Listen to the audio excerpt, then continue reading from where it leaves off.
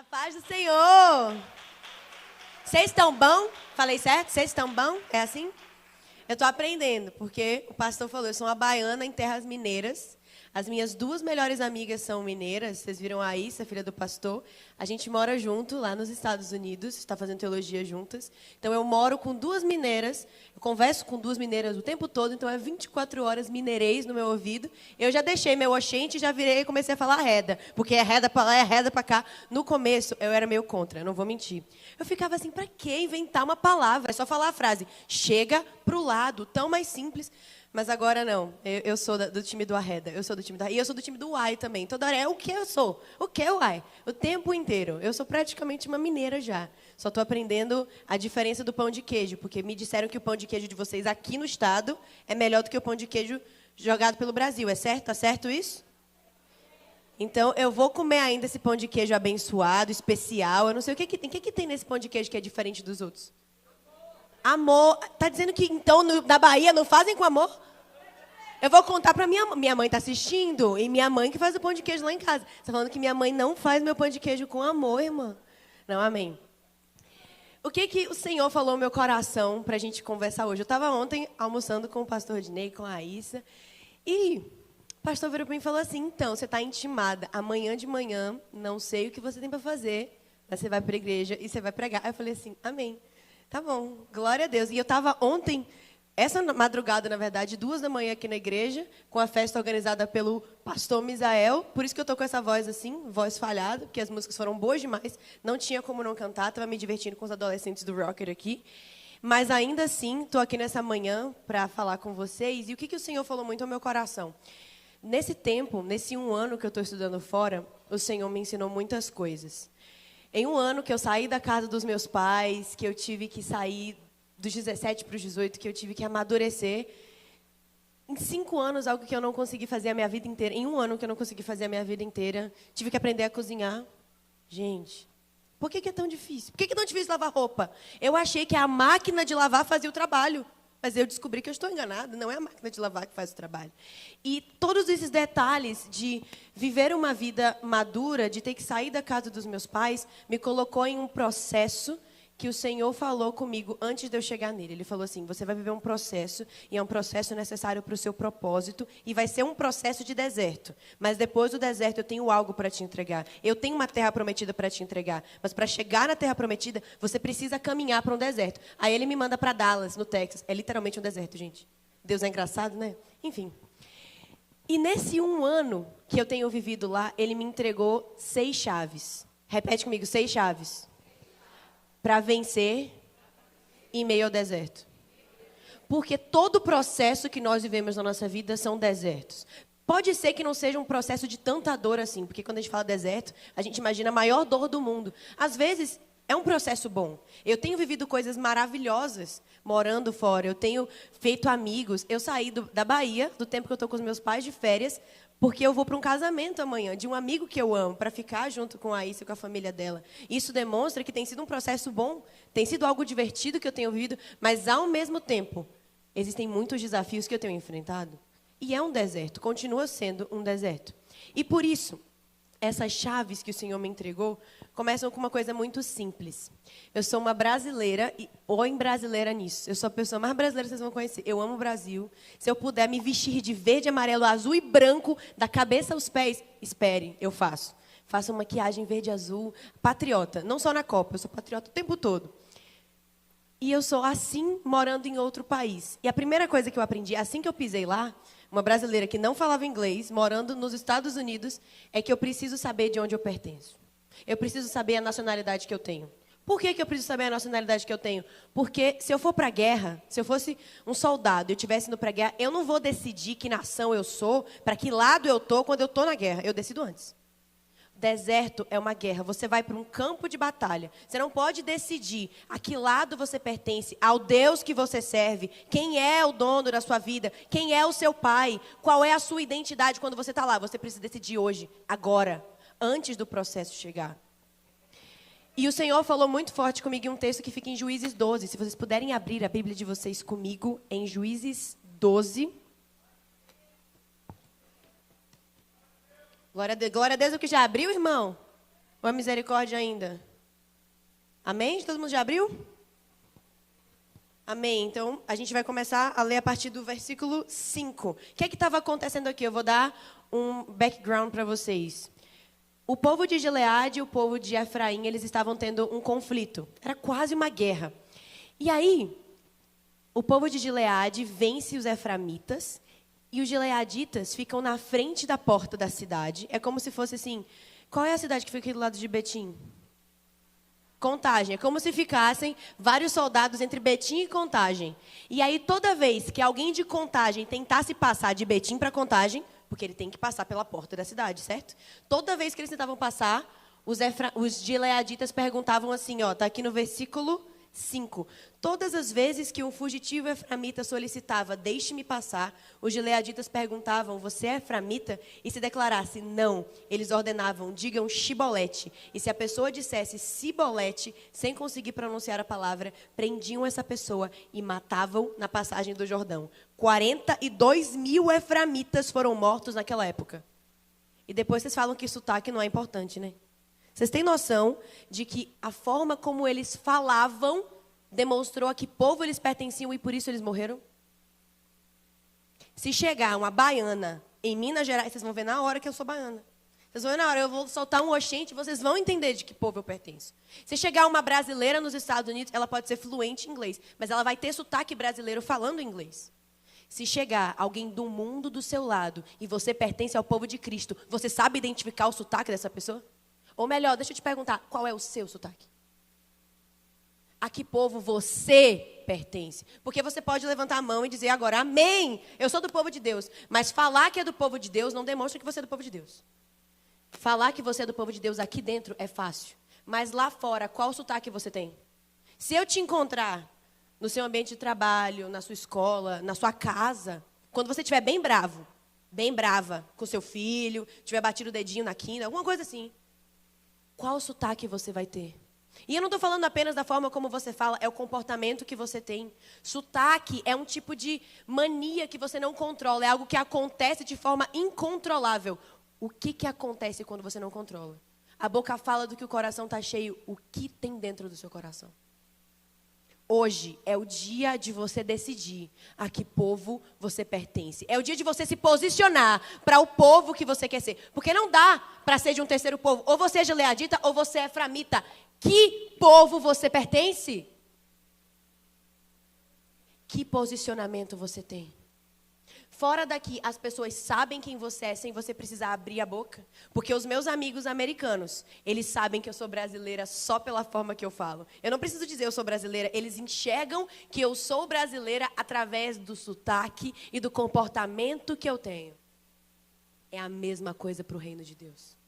A primeira chave para vencer em meio ao deserto é saber a que povo você pertence. E se você tem pertencido a um povo diferente, e você identifica que você tem sido de um povo diferente nesse tempo, hoje é o dia de mudança. Hoje é o dia de decisão e de arrependimento.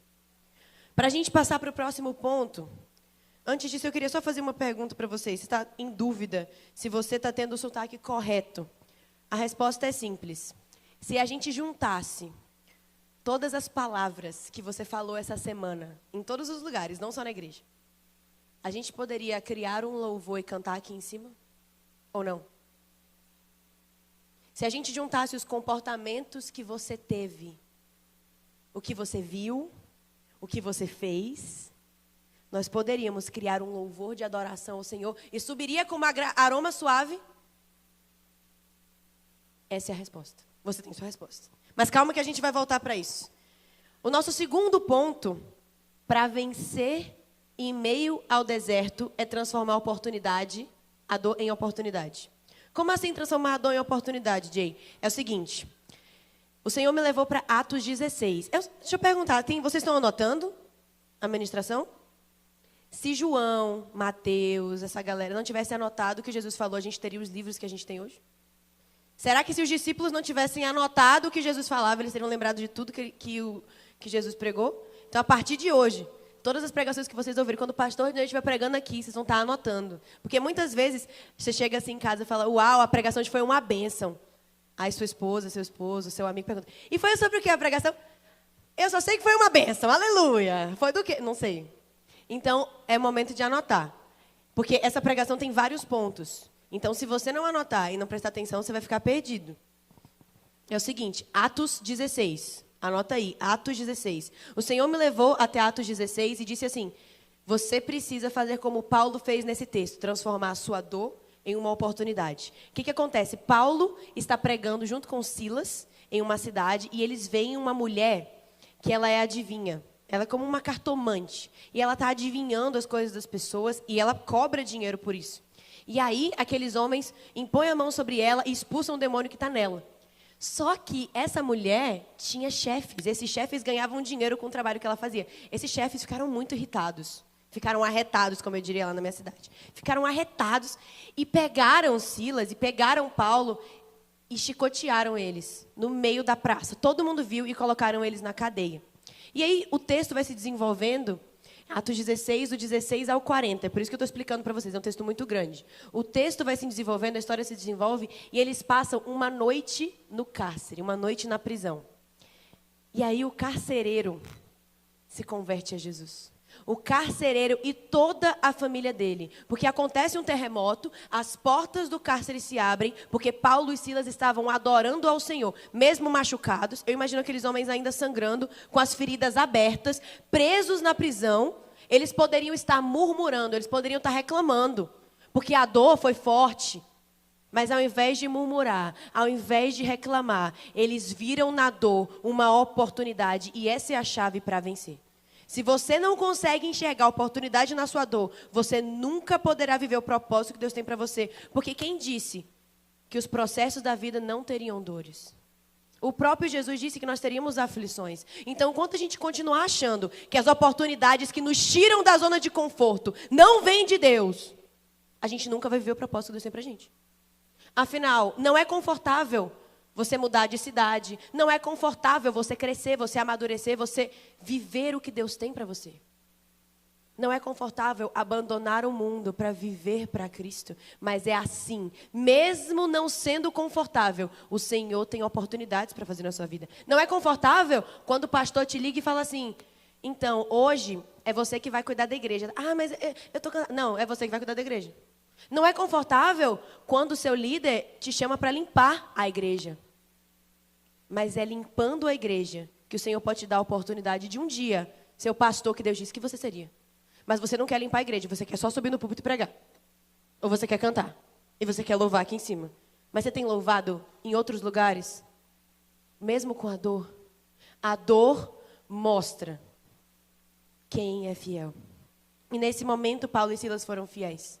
E aquele homem se converte. Mas existe um plot twist nessa história. Sabe o que é plot twist? É quando acontece uma reviravolta muito grande num filme e você não esperava por aquilo. O que acontece nessa história? Paulo e Silas acordam no outro dia e eles já estão liberados da prisão. Vocês podem ir embora. A gente bateu em vocês, prendeu vocês, agora vocês podem ir embora. Aí Paulo fala assim, vocês querem que eu vá embora agora? Sendo que eu sou romano e vocês nem poderiam ter me prendido? Eu li esse texto e eu fiquei assim... Mas, gente, não era só ele ter falado antes de ser chibatado. Ele mostrava a identidade dele, pegava o RGzinho do bolso, abria a carteira e fazia assim, eu sou romano. Eu tenho identidade romana. Vocês não podem fazer isso comigo. Vocês não podem me humilhar em praça pública. Vocês não podem me prender. Mas sabe por que ele ficou calado? Porque ele viu na dor uma oportunidade de salvação dentro da prisão. Eu vou repetir, ele viu dentro da prisão, ele viu na dor uma oportunidade de salvação. Enquanto muitos diriam, mas Deus está me prendendo, Deus está me enterrando. É isso que Deus está fazendo. Deus está me enterrando, eu não aguento mais. Enquanto outros diriam, Deus está me enterrando, eles diziam, Deus está nos cultivando. E onde o Senhor me plantar, ali eu darei fruto. Você tem dado fruto onde o Senhor te planta ou você só reclama porque o sol está muito forte? No deserto o sol é escaldante, mas existem rosas do deserto que são lindas. Se o Senhor te plantar hoje em um deserto, você é um cacto morto ou você vai florescer? Tudo depende da sua atitude. Porque o Senhor, Ele quer que você floresça. Ele tem esse propósito para você. Mas a atitude que você tem, a forma como você se comporta, a forma como você olha para as oportunidades, que muitas vezes você enxerga apenas como dor, É dessa forma. E nesse lugar que o Senhor quer te cultivar. Nosso próximo ponto, ainda sobre Atos 16, é não abrace a sua dor. Aí você pode dizer, como assim não abraçar a dor? Quem é o louco que vai abraçar a dor? Gente, tem muita gente que faz isso. Que se apega às dificuldades. Você até chega na parte da dor, você venceu. Você foi lá, viu que na dor pode ter uma oportunidade. Mas aí, ao invés de você passar pela dor e seguir em frente, você fica na dor. Você fica abraçado com a dor e passa por um processo dia após dia, sendo que aquele processo não faz mais parte de Deus para você. Quando Paulo e Silas cumpriram o propósito que eles tinham na vida do carcereiro, eles se levantaram e foram embora. A atitude deles não foi ficar dentro da prisão. E se José tivesse se apegado ao poço, vocês acham que ele teria chegado no palácio?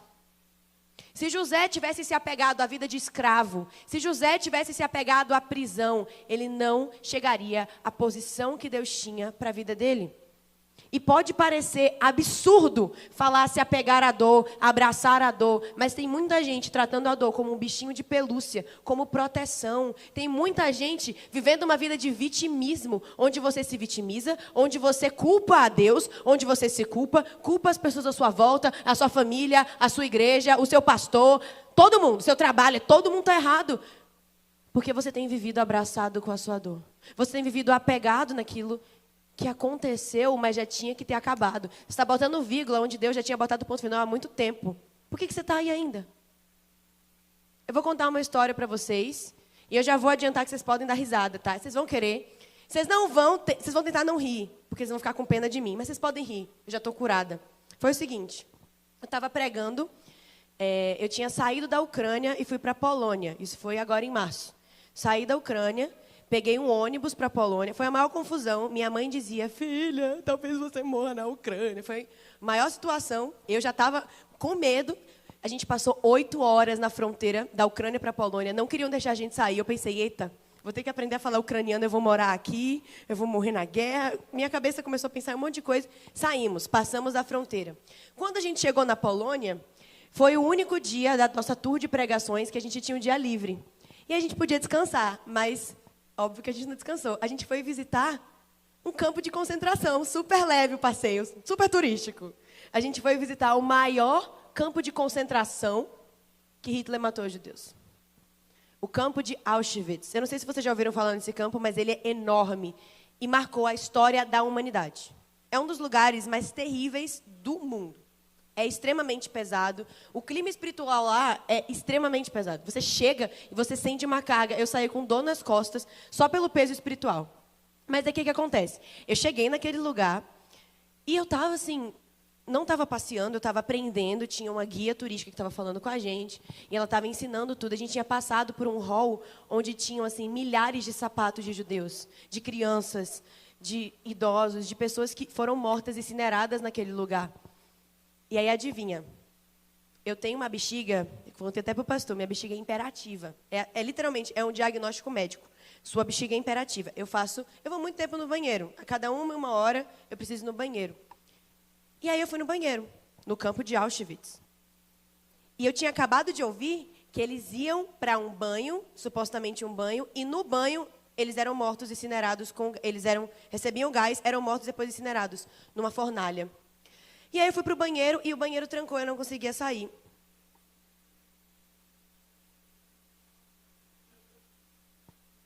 Dentro do campo de Auschwitz, a porta emperrou, a tranca, não foi só emperrou, a tranca quebrou dentro da porta e não abria de jeito nenhum. Aí vocês imaginam, né? A menina de 19 anos, dentro do campo de Auschwitz, na Polônia, eu não tinha sinal. Como é que eu falo com alguém, gente, pelo amor de Deus, eu não tinha sinal? E eu não sabia o que fazer. Eu gritava, ninguém me ouvia. E eu sei que se eu gritasse, talvez ninguém nem entendesse, porque eu nem sei como é que fala a língua da Polônia. E eu passei 10 minutos e ninguém chegava. E eu já tinha chutado a porta, já tinha esmurrado a porta. Eu não sou forte como o pastor Rodney, mas eu tentei, gente, eu fiz o meu melhor. Eu chutava aquela porta, eu gritava naquela porta. A minha mão ficou toda vermelha, chegou a sangrar em algumas partes, de tanto que eu esmurrei a porta. Porque eu já estava ficando desesperada. Passaram 10 minutos... Aí, quando estava em 11, as lágrimas já estavam descendo, né? Nos primeiros 10 minutos eu estava com fé. Eu rompendo em fé, cantando aqui, aleluia, o louvor. O Senhor vai me tirar daqui. 11 minutos, já comecei a chorar, né? A porta não abria, eu não tinha força para chutar, a porta era grossa, ninguém me ouvia. E os meus amigos, eu tinha 20 amigos comigo nessa turma, ninguém apareceu. Eu pensei, não, rapidinho vão me achar, rapidinho. 20 minutos, 30 minutos, eu trancada dentro do banheiro na Polônia, em um campo de concentração. Que ótimo, foi super fácil. E eu já não tinha mais lágrimas para chorar, eu não tinha mais palavras para orar. Eu sei que meu espírito estava orando, mas eu estava assim, meio catatônica, parada assim, sentada no chão. Estava muito frio, mas dentro do banheiro tinha aquecedor. Então eu já tinha tirado todos os meus casacos. E eu comecei a imaginar. Gente, imagina. A guia turística tinha acabado de falar que os judeus, eles iam para um banheiro na promessa de tomar banho. Eles saíam de um trem de meses de viagem. E eles iam para tomar banho. Eles eram desnudos, tiravam as roupas deles. Eu também tinha tirado os meus casacos. Presta atenção na história. Eles eram desnudos, iam para o banheiro. No banheiro, eles eram presos. Começavam a se desesperar porque a porta estava trancada. E adivinha? Um gás saía do teto e eles morriam. Eu comecei a pensar, gente, eu paguei por um tour nesse lugar e eu estou saindo com experiência completa. Eles estão me botando para viver o que aconteceu. E eu pensei, de verdade, que eu estava dentro de uma simulação. Mas não era uma simulação, a porta realmente emperrou. Talvez fosse uma simulação de Deus, o Senhor queria me ensinar. Realmente queria. Passaram-se 43 minutos.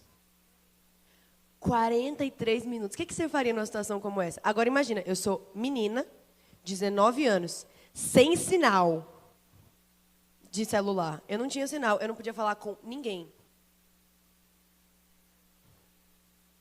Com 43 minutos, eu já tinha desistido de bater na porta.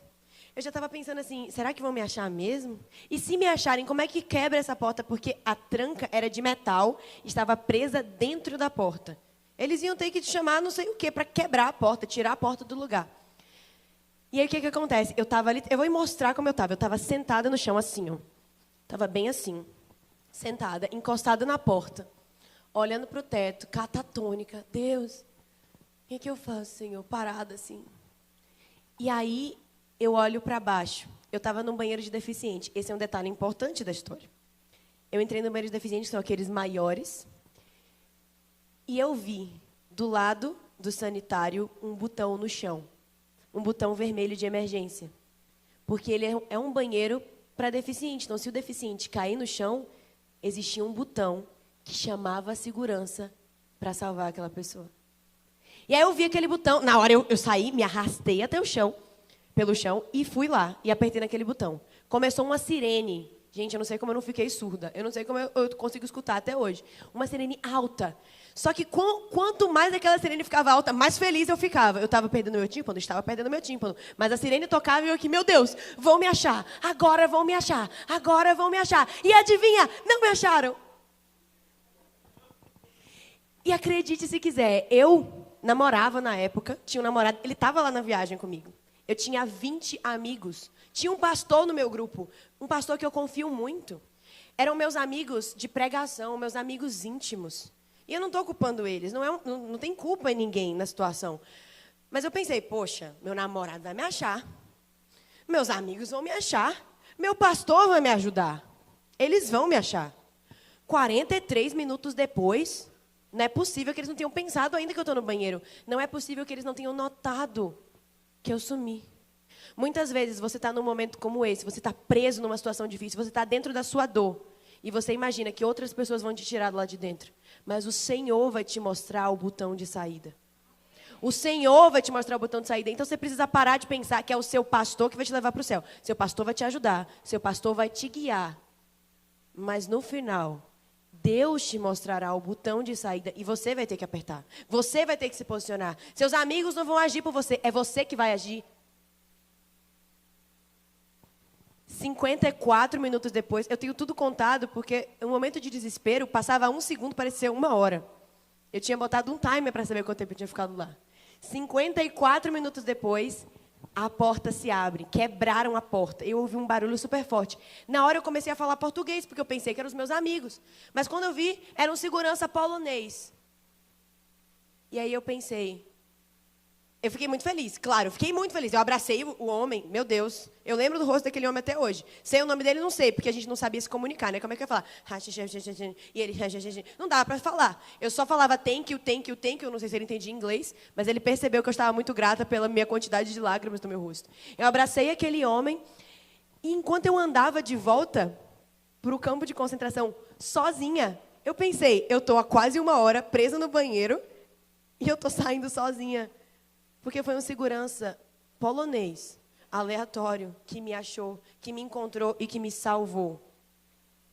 Não foram os amigos que eu pensei que fariam.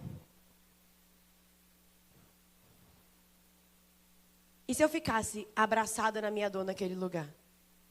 Imagine, José estava em um poço. E ele foi jogado no poço pelos próprios irmãos. O poço de José, o deserto de José, o banheiro que José ficou preso, foi um lugar onde ele não foi com a esperança de ser salvo pelos irmãos, afinal ele já tinha sido jogado lá pelos irmãos. Às vezes você está numa situação como essa, ou já passou por uma situação como essa, onde você está em um lugar que você foi colocado por alguém. E você não tem esperança para sair. Porque você não acredita que o Senhor fará na sua vida. Você continua colocando a responsabilidade em outras pessoas e terceirizando a sua salvação para as pessoas do seu lado. Para os seus amigos, para o seu marido, para a sua esposa, para os seus filhos, para os seus pais. Mas no final do dia, é você e Deus. No final do dia, o botão de segurança, o Senhor vai te mostrar, mas é você que vai ter que apertar. Porque mesmo que o Senhor coloque setas e bote várias formas de mostrar aquele sinal, ele é vermelho, ele pisca, ele faz barulho. Ele pede para que você se levante e aperte. Deus não quer que você fique no lugar da dor, sentado no chão, pensando, quem vai me salvar? Quando vão me encontrar? Chorando, tentando com a sua própria força quebrar a porta. Ele não quer que você vive nessa vida. Por isso, ele tinha um botão de emergência para mim, os 43 minutos inteiros. Vocês têm noção de que se eu parasse para pensar racionalmente, ou se eu tivesse parado para ouvir a voz de Deus, se eu tivesse falado, Deus, me guia. Ao invés de me desesperar, ao invés de tentar quebrar a porta, ao invés de tentar ligar, mesmo sem sinal, ao invés de ter tentado fazer tudo com as minhas próprias forças, se eu tivesse parado para observar o lugar, se eu tivesse parado para entender o que Deus tinha ali naquele lugar, será que eu não teria saído mais rápido? Será que não teria sido uma situação menos traumática? Que posicionamento você tem diante da dor? A forma como você se posiciona diante da dor mostra quanto tempo você passará na dor. O povo do Egito, quando eles saíram do Egito, eles estavam apegados a muitas coisas. Eles eram apegados aos deuses do Egito. O povo hebreu foi escravizado por 400 anos no Egito, mas ainda assim eles queriam deuses do Egito. Vocês têm noção? Isso mostra apego à dor. Eles abraçavam quem os escravizou.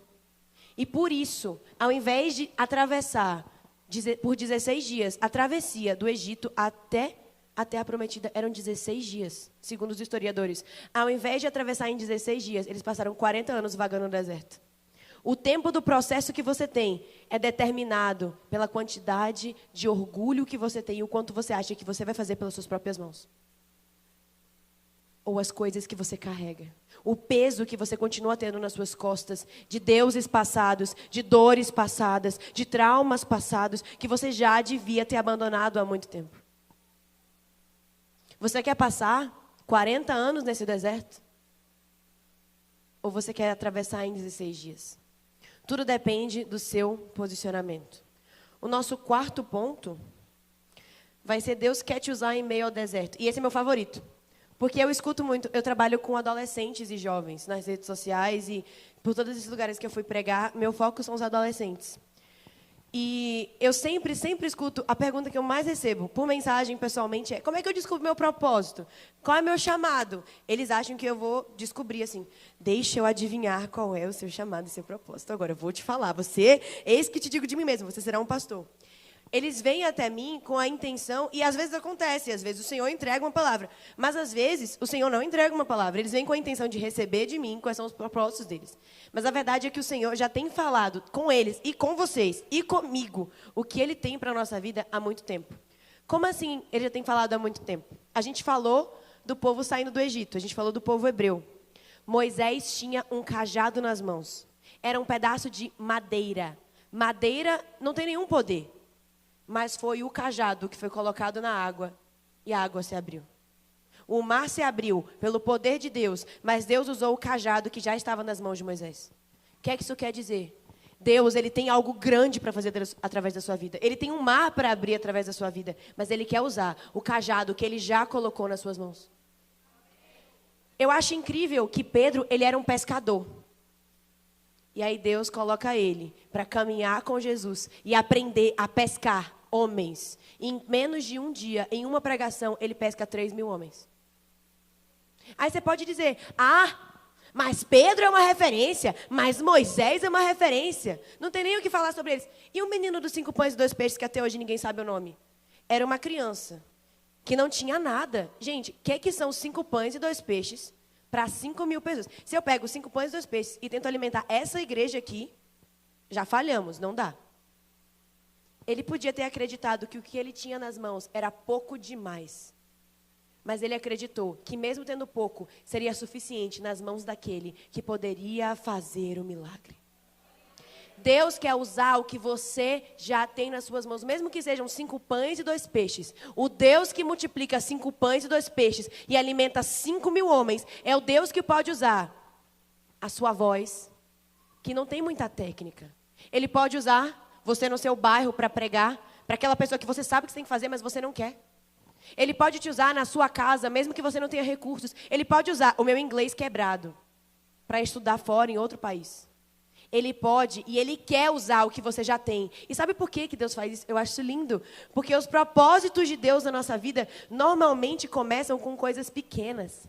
Normalmente é naquilo que as pessoas diziam, você não pode, você não vai fazer, você não consegue. É ali que Deus te levanta e faz, porque é ali que Ele coloca na sua vida um testemunho para que todos vejam que o Senhor fez, não foi você.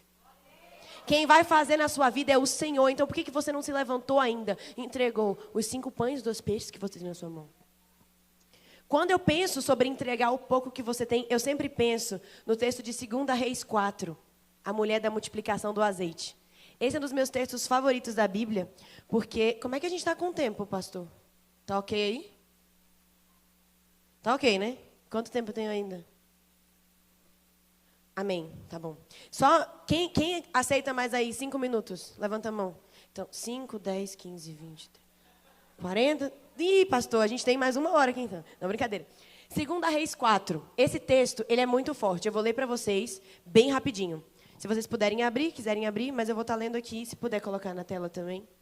2 Reis 4, a partir do versículo 1. Certo dia, uma mulher foi falar ao profeta Eliseu, o seu servo, meu marido, morreu, e tu sabes que ele temia o Senhor. Mas agora vem um credor que está querendo levar os meus 2 filhos como escravos. E Eliseu perguntou-lhe, como eu posso te ajudar? Diga-me, o que você tem em casa? E ela respondeu, tua serva não tem nada, além de uma vasilha de azeite. Então disse Eliseu, vá pedir emprestado vasilhas a todos os vizinhos, mas peça muitas. Depois derrame aquele azeite em cada vasilha e vá separando as que você for enchendo. Depois disso, ela foi embora, fechou-se em casa com seus filhos e começou a encher as vasilhas. Quando todas as vasilhas estavam cheias, ela disse a um dos filhos, traga-me mais uma. Mas ele respondeu, já acabaram. Então o azeite parou de correr. Eu vou parar aqui. Primeira coisa, esse texto tem muitas revelações para a nossa vida. A primeira coisa seria muito mais fácil Eliseu transformar pedra em dinheiro. Ele podia. Transformar pedra em dinheiro, toma aqui, pode pagar a sua dívida. Mas ele pergunta, o que você tem em casa? O que é um fio de azeite para aquela mulher? Não significava nada. Talvez pudesse significar mais um dia de comida para ela e para os filhos.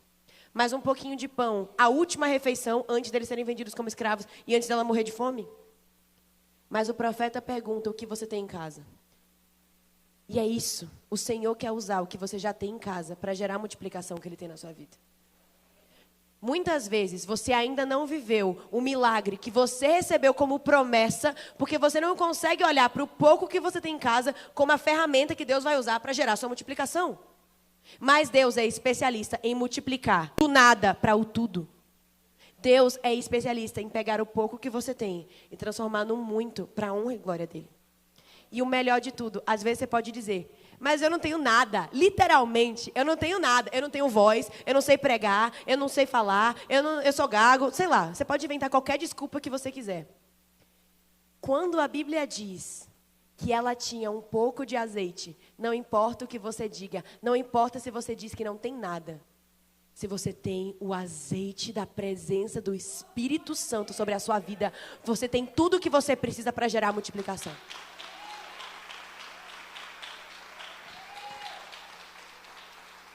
O pouco do azeite, o pouco da presença do Espírito Santo é o suficiente para derramar. Mas aí a gente vem para outro ponto. Porque se Deus quer te usar em meio ao deserto, Ele não quer te usar para abençoar a sua própria vida. Afinal, nós não fomos criados para viver uma vida de egoísmo. Nós fomos criados para servir os outros. Nós fomos criados para servir, para ajudar, para amar. E aí vem essa mulher e escuta do profeta, vá para as suas vizinhas e vai catar vasilhas. E ele fala assim, vai, pegue algumas vasilhas. Ele fala assim? Não. Ele fala, vai, pegue muitas. Quantas você conseguir, carregue todas. Leva seus filhos, carrega várias vasilhas. Afinal, mais tarde, no momento da multiplicação, quando as vasilhas acabam, acaba o milagre. Não foi o azeite que parou de correr, foram as vasilhas que acabaram. O que são vasilhas? Por que ela busca nas vizinhas? Porque as vasilhas são corações para ouvir do azeite que você tem, para receber do azeite da presença que você tem. Se você não busca vasilhas, seu milagre não acontece. Você continua vivendo uma vida de egoísmo onde você quer os milagres para você. É por isso que o seu milagre não acontece. Mas quando você se coloca para buscar vasilhas, a multiplicação vai acontecer. O que Deus tem para fazer na sua vida começa quando você se levanta para buscar para outros. Você vai nas suas vizinhas e pega não algumas, mas muitas vasilhas. Se o seu milagre parou de correr ou ele nunca correu, às vezes é porque você tem pensado apenas na sua vasilha. E você quer encher apenas a sua vasilha. Quando você se colocar para encher vasilhas das pessoas à sua volta, o milagre vai transbordar para eles e para você, porque esse é o nosso Deus. Esse é o nosso Deus. E o mais lindo de tudo isso é que você pode me dizer, eu não sei como derramar meu azeite. Eu não tenho nada, exceto um pouco desse azeite. Eu posso até tentar buscar vasilhas, mas o que eu faço depois? Como eu derramo o azeite que eu tenho? Como é que uma jarra derrama um azeite? Prostrada. Se você não sabe como derramar o azeite que você tem, se você não sabe como derramar o que Deus tem na sua vida, apenas se prostre na presença dEle. O segredo para uma vida com Deus é viver uma vida onde você vive prostrado, segundo a vontade dEle, ao que Ele quer fazer e ao que Ele tem para gerar. Então identifique o que você tem em casa, porque existe algo na sua casa. Pode ser 5 pães e 2 peixes. Pode ser um talento para pescar, que Deus vai transformar em um talento para pregar. Pode ser um cajado, um pedaço de madeira, que vai abrir o mar um dia. Identifique o que você tem em casa. Vai buscar vasilhas. E as vasilhas podem estar, inclusive, aqui dentro da igreja. Porque existem ovelhas perdidas fora. Existem ovelhas perdidas dentro das 99, tá? A uma se perdeu porque saiu, mas existem 99. E dentro das 99, tem algumas que precisam ser encontradas de novo. Às vezes, você vai ser chamado para encontrar vasilhas dentro das 99. E depois que você encontrar essas vasilhas, se coloque prostrado na presença. E é nessa posição, prostrado, que você encontrará não só o seu, mas o milagre para todas as pessoas à sua volta. Porque é isso que Deus quer fazer. Aleluia.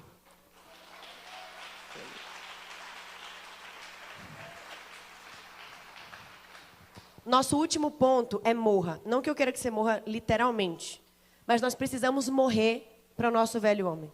Nós precisamos morrer para aquilo que nós acreditamos. Uma coisa é certa. Se você tem a Cristo, você é cristão, você tem a Cristo, mas você continua carregando traumas, provavelmente você não vai estar disponível o suficiente para carregar a sua cruz. Eu vou falar de novo. Se você é um cristão que tem a Cristo, mas passa a sua vida carregando traumas, provavelmente você não terá espaço e força para carregar a sua cruz. Na dor, no processo, no deserto, existem só 2 caminhos. O caminho do trauma ou o caminho do testemunho. E é você que decide qual caminho você quer seguir. Quando o processo acaba, porque tem um ponto final. Se você continua colocando vírgulas, você cria um trauma. Você não cria um testemunho. Mas se você se levanta e entende que mesmo tendo passado por fome, por seca, por dor, por dificuldade, por divórcio, por seja lá o que for, quando você entende que o processo acabou e você não se levanta, você cria um trauma e você perde o espaço para carregar a cruz que o Senhor pediu para você entregar. Quando Jesus disse, você precisa morrer para esse mundo, morrer para o seu velho homem e nascer de novo para mim, ele diz, você precisa morrer para os traumas que você tinha no passado. Tem muita gente que aceita Jesus, mas continua aceitando as mentiras que os traumas falam na sua mente todos os dias.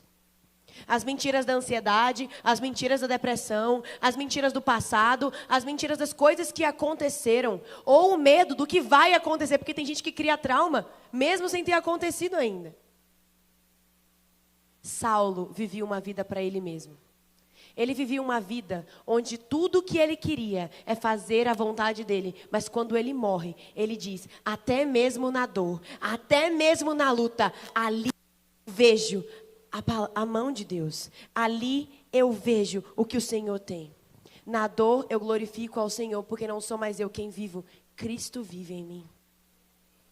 E é nesse lugar onde você entende que não é mais você quem vive, mas Cristo vive em você. Que mesmo durante o deserto ou depois do deserto, a sua vida vai ser uma vida que glorifica ao Senhor Jesus. Eu acho uma história muito interessante na Bíblia, que é a história de Jacó. Eu falei para vocês que seria uma pregação com muitos pontos. A gente iria viajar para vários textos bíblicos. Mas se você não pegou nada hoje, nenhum texto bíblico, nada, isso você precisa ouvir. Isso eu preciso que você preste muita atenção. Porque o Senhor pode transformar a sua mentalidade e a sua vida com esse texto bíblico, como Ele fez comigo. Eu vivi uma vida onde eu era filha de crente. Eu fui filha de crente a minha vida toda, nasci na igreja, então eu já fiz de tudo. Até cantar. Se eu cantar hoje, todo mundo vai cair no espírito, mas não vai ser de alegria não, vai ser de tristeza, vou começar a chorar. Até cantar na igreja eu cantei. Filha de pastor, né? Sabe como é? Mas mesmo tendo vivido uma vida inteira dentro da igreja, eu era apenas a neta de Deus. Como assim a neta de Deus? Eu tratava Deus como o pai dos meus pais, não meu pai. Eu vivi uma vida intermediada pelos meus pais. Eu acessava a Deus acessando os meus pais. Às vezes você acessa a Deus acessando outra coisa na sua vida. Você fica esperando pela pregação do domingo para você acessar a Deus. Você fica esperando o maná que Deus tem aqui na igreja para você acessar a Deus. Você espera o que a sua família tem para fazer para acessar a Deus. Mas quando você entender o que Jesus fez na cruz por você, você não precisará mais acessar a outros para chegar ao Senhor, mesmo em meio ao deserto. Mesmo em meio ao deserto, o Senhor está com você. Quando Jesus se retirou para os 40 dias, a presença de Deus continua com ele, mesmo durante a tentação. E aí Deus me leva. Esse foi o texto que gerou a minha conversão verdadeira. A minha conversão dentro das 99. Eu estava aqui dentro, mas a minha conversão verdadeira aconteceu quando eu entendi Gênesis 30, do 37 ao 39. Jacó, ele trabalhava para Labão, era o tio dele. E ele trabalhou por muitos anos, enfim, ele acabou construindo muita coisa para Labão. E aí, ele fala para Labão assim, Labão, eu estou construindo coisa para você tem muito tempo. Mas eu casei, eu preciso ter o meu próprio gado, eu preciso ter meu próprio dinheiro, eu preciso construir algo para mim também. Então, vamos fazer um acordo. Eu vou pegar todas as ovelhas que forem pintadinhas, que forem malhadas, todas as ovelhas que tiverem pintinhas do seu gado, do seu... Não é gado, como é que fala? Do seu rebanho. E eu vou pegar para mim. Aí Labão... Não é bobo nem nada, ele olhou para as ovelhas e ele viu que não tinha nenhuma ovelha pintada. Nenhuma. De um rebanho enorme, não tinha nenhuma ovelha que era manchada. E quem entende um pouquinho de genética vai saber que não tem como uma ovelha manchada nascer de uma ovelha, de um cruzamento de duas ovelhas extremamente puras, sem nenhuma mancha. Todas as ovelhas eram branquinhas. Não tinha nenhuma ovelha manchada. Como que nasceriam ovelhas manchadas? Então Labão disse, claro, pode pegar todas as ovelhas manchadas que nascerem. Não vai nascer nenhum. E então começa a jornada de Jacó. O que Jacó faz? Ele pega um pedaço de madeira, ele pega um estilete, uma faca, e ele começa a manchar o pedaço de madeira. O texto de Gênesis 30, do 37 ao 39, narra essa situação. Ele começa a manchar uma placa de madeira. E ele coloca essa estaca de madeira aonde as ovelhas iam beber água e cruzavam para ter filhos. E não é que depois de alguns anos, alguns meses, alguns anos, as ovelhas começaram a nascer manchadas? Ovelhas que cruzavam, brancas, puras, começaram a dar, contra a genética, contra a lógica, filhos manchados. Filhos com pintinhas. E aí você me pergunta, por que isso gerou sua conversão? Não faz sentido. Isso gerou a minha conversão porque eu entendi que do mesmo jeito que Jacó olhou para aquelas ovelhas que nunca dariam ovelhas manchadas e disse, eu vou chamar você como se já se fosse, para que você um dia se torne. O meu Jesus, o seu Jesus, levantou um madeiro manchado e salpicado de sangue há 2000 anos atrás por você. Enquanto o mundo olha para você como uma ovelha em meio ao deserto, machucada, ferida, sem esperança, ele olha para você e levanta um madeiro. Ele se coloca no madeiro e foi o sangue dele que foi derramado por você. E quando você recebe desse sangue e olha para esse madeiro, mesmo você sendo uma ovelha completamente branca, você fica manchado e lavado pelo sangue de Jesus. Ele olha para aquilo que você ainda não é e chama você como se fosse. Ele te chama de pastora. Ele te chama de serva. Ele te chama de profetisa. Ele te chama de mãe de multidões. Mesmo que você não seja.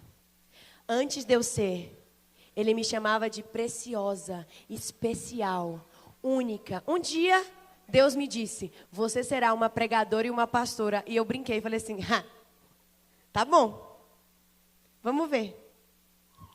Vamos ver. O Senhor te chama, mesmo que você não seja, para que você possa ser.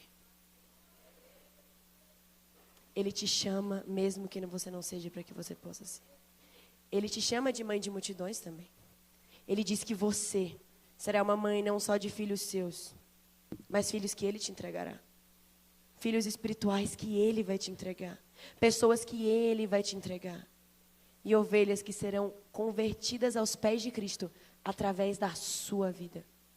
Através do seu testemunho que você já tem em casa. E todos vocês aqui.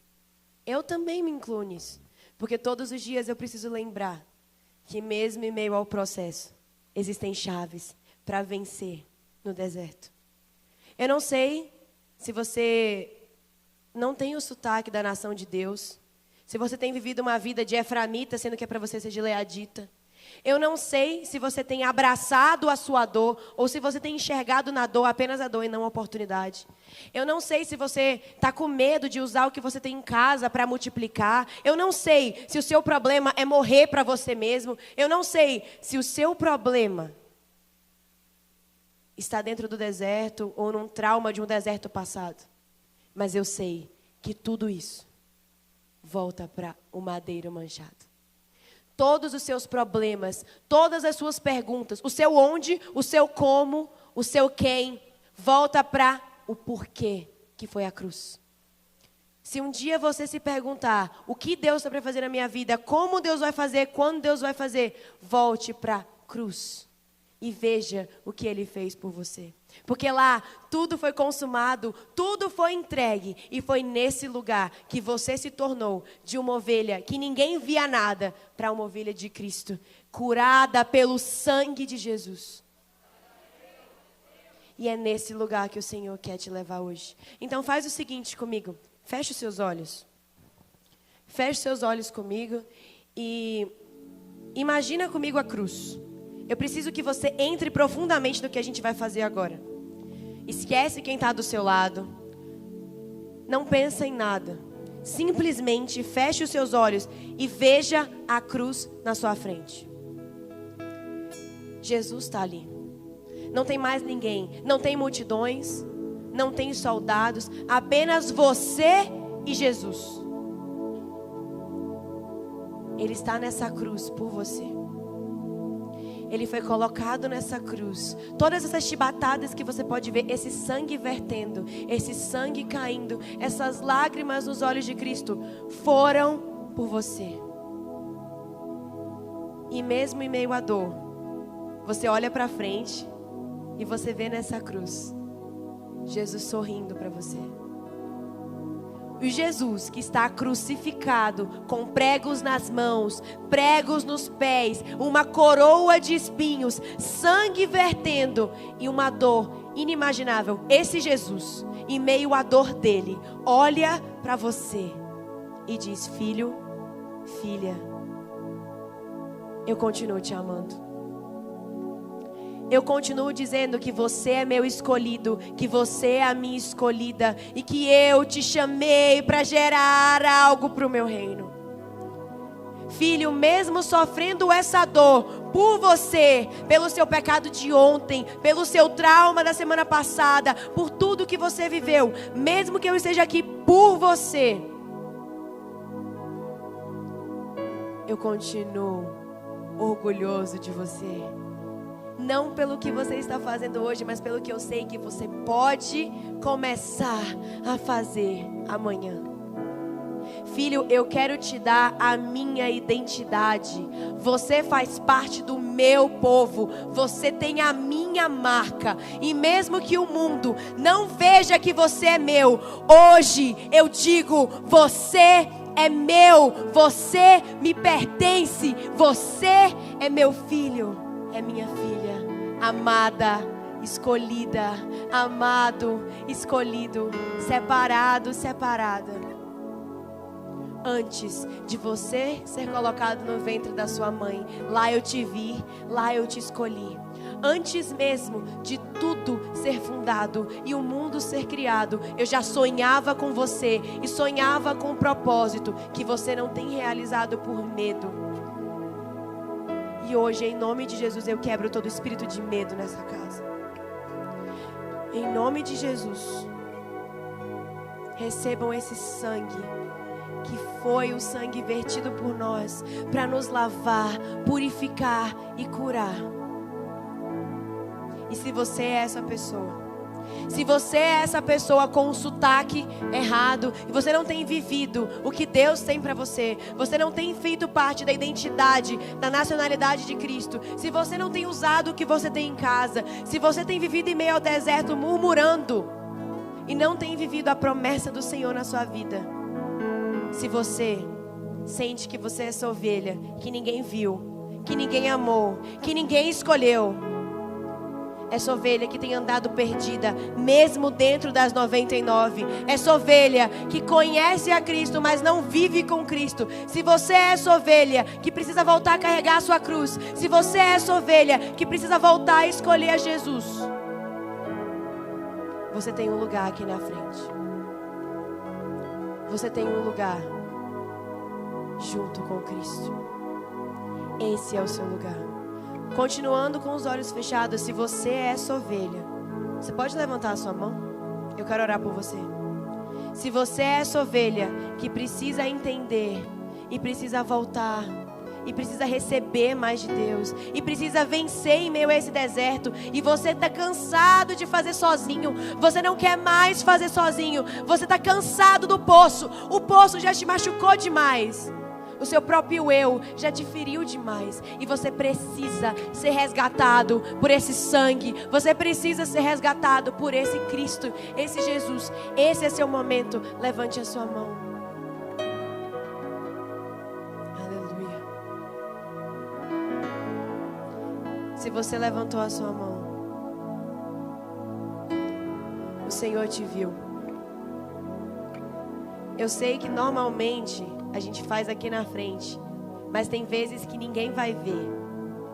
Como ninguém tem visto o seu processo, ninguém tem estado com você nesse processo, O Senhor está te dizendo agora, sentado nessa cadeira, todos vocês que levantaram as mãos, eu te vejo mesmo que ninguém te veja.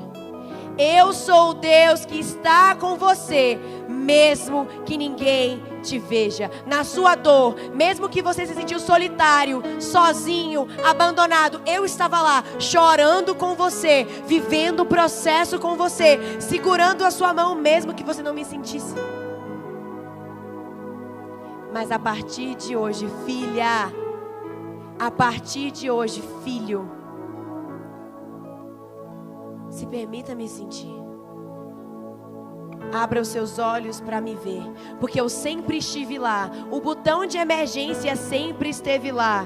O chamado para a sua vida sempre esteve lá. O azeite já está na sua casa, já está nas suas mãos. A minha presença já te acompanha. Eu só preciso que você abra os seus olhos e me enxergue e veja que eu estou e estarei com você hoje e para sempre. Em nome de Jesus.